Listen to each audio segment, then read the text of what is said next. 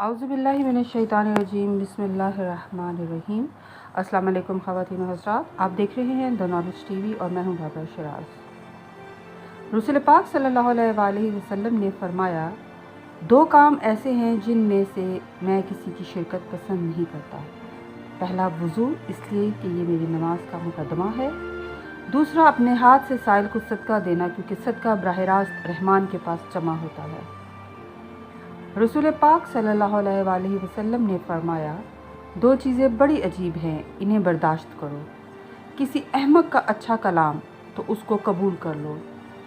دوسری، کسی حکیم سے احمقانہ بات کا اظہار تو اسے معاف کر دو۔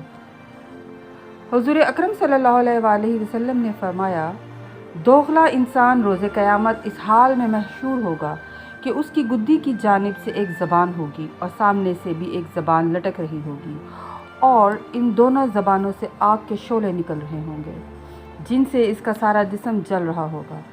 اس وقت آواز آئے گی، یہ شخص وہ ہے کہ دنیا میں اس کی دو زبانیں اور دو چہرے تھے۔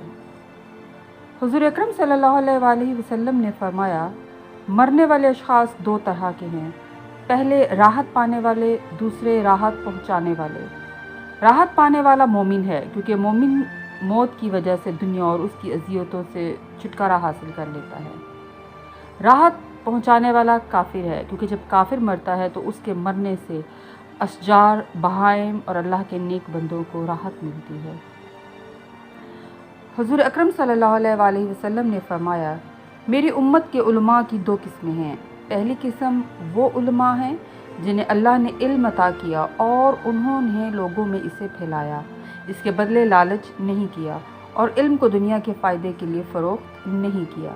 تو ایسے اہل علم کے لیے سمندر کی مچھلیاں، خشکی کے جانور اور آسمانی فضا کے پرندے تک استغفار کرتے ہیں، اور ایسے اہل علم خدا کے سامنے سردار اور شریف بنا کر پیش کیے جائیں گے، اور انہی کو اللہ مرسلین کا رفیق بنائے گا۔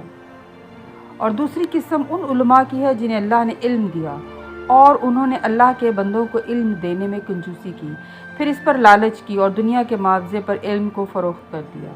ایسے اشخاص کو جہنم کی لگامیں ڈالی جائیں گی، اور ایک منادی ندا کرے گا کہ یہ وہ ہیں جنہیں اللہ نے بندگان خدا کے لیے علم دیا تھا، انہوں نے بخل کیا، لالچ کرتے رہے، رقم کے بدلے اپنے علم کو بیچا کرتے تھے۔ ایسے اہل علم حساب سے فارغ ہونے تک اسی حالت میں